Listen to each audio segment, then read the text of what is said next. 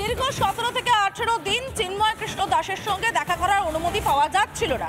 অবশেষে আজ সকালে অনুমতি পাওয়া যায় দেখা করার জন্য। আইনজীবী রবীন্দ্র ঘোষ যানও দেখা করতে, কিন্তু গিয়েও দেখা হয়নি তার সঙ্গে চিন্ময় কৃষ্ণ দাসের, কারণ কিছু কাগজপত্রের কাজ আছে, কিছু আইনি কাজ আছে, তারপরেই দেখা করতে পারবেন এমনটা জানানো হয় তাকে, যে কাজের জন্য 1 ঘন্টা সময় লাগবে।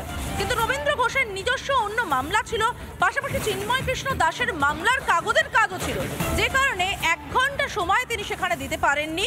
তার সঙ্গে দেখা হয়নি চিন্ময় কৃষ্ণ দাসের। আরও একবার জানিয়ে রাখতে চাইবো, চিন্ময় কৃষ্ণ দাসের সঙ্গে দেখা করার অনুমতি পেয়েও দেখা করতে পারলেন না আইনজীবী রবীন্দ্র ঘোষ। কিছু প্রক্রিয়ার কথা বলে জেল কর্তৃপক্ষ, যাতে 1 ঘন্টা সময় লাগবে। কি বলেছে রবীন্দ্র ঘোষ আমরা শুনে নেব। আমি যখন দেখা করতে যাই তখন ওনাদের কিছু ফর্মালিটি আছে, ফর্মালিটি করতে বলতে 1 ঘন্টা দেরি হবে। ইন দি মিন টাইম আমার আবার আজকে কোর্টে শুনানি ছিল একই ম্যাটারে। তো এই চিন্ময় কৃষ্ণের যে শুনানি করার জন্য আজকে আমি পারমিশনটা পেয়েছি, জজ সাহেব পারমিশন দিয়েছে, উনি এটা আজকে শুনানি করবেন। আমি জামিন করতে পারবো জানি না, তবে আমি চেষ্টা করব।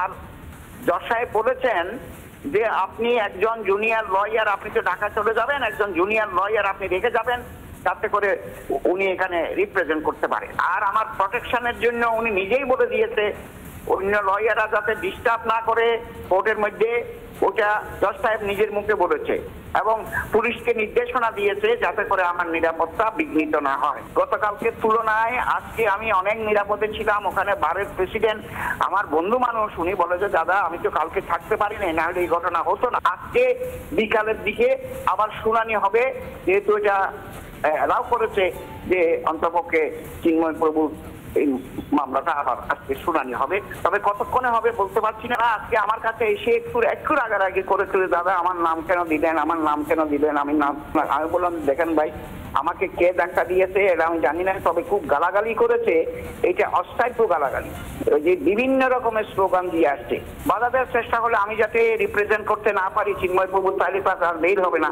তার বেল হওয়ার আর কেউ নাই, কারণ যারা ওনার পক্ষে আইনজীবী ছিল সবার বিরুদ্ধে মামলা দিয়ে দিয়েছে। আমি আপনাকে বলতে পারবো জামিন অযোগ্য কিছু ধারা আছে, তাও 7 দিন পরে মামলাটা করেছে। কনস্ট্রাক্টেড একটা মামলা, যেই আমাদের বাংলাদেশের যে পতাকা, সেই পতাকার মধ্যে কি করে পাকিস্তানি ওই যে এটারে কি বলে চানতারা লাগিয়ে দিয়েছে। এটা তো পতাকাই না, বাংলাদেশের পতাকাই না, কিন্তু এটা তো কোনো সেডিশন মামলা হতে পারে না, দেয়ার ইজ নো ল। কিন্তু এখন তারা বলছে যে একটা লয়ার মারা গেছে, সেটা ওই চিন্ময় প্রভুর আইনজীবীরা তাকে মেরেছে। এটা কিন্তু সত্য নয়। এখন ধারাগুলো তো খুব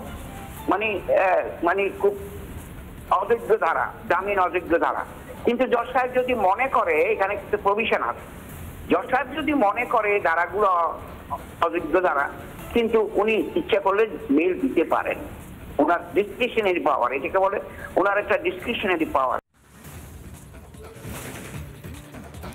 আপনারা শুনলেন রবীন্দ্র ঘোষের বক্তব্য। রবীন্দ্র ঘোষ বলছেন যে মামলাগুলো দেওয়া হয়েছে চিন্ময় কৃষ্ণ প্রভুর বিরুদ্ধে, সেই মামলাগুলোর ধারা জামিন অযোগ্য হলেও মামলা সাজানো হয়েছে অত্যন্ত দুর্বলভাবে, এবং যেভাবে মামলা সাজানো হয়েছে তাতে মামলাগুলো আদতে দাঁড়ায় না। তাই শুনানিতে এবার তিনি জামিন বের করে আনতে পারবেন এমনটাই আশা রাখছেন।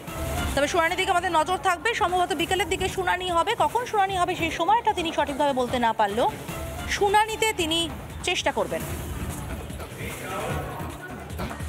নানা ধরনের কন্টেন্ট দেখার জন্য লাইক করুন, শেয়ার করুন আমাদের ফেসবুক পেজ, সাবস্ক্রাইব করুন আমাদের ইউটিউব চ্যানেল। পাশাপাশি অন্যান্য ব্রেকিং নিউজের জন্য অবশ্যই চোখ রাখুন রিপাবলিক বাংলায়।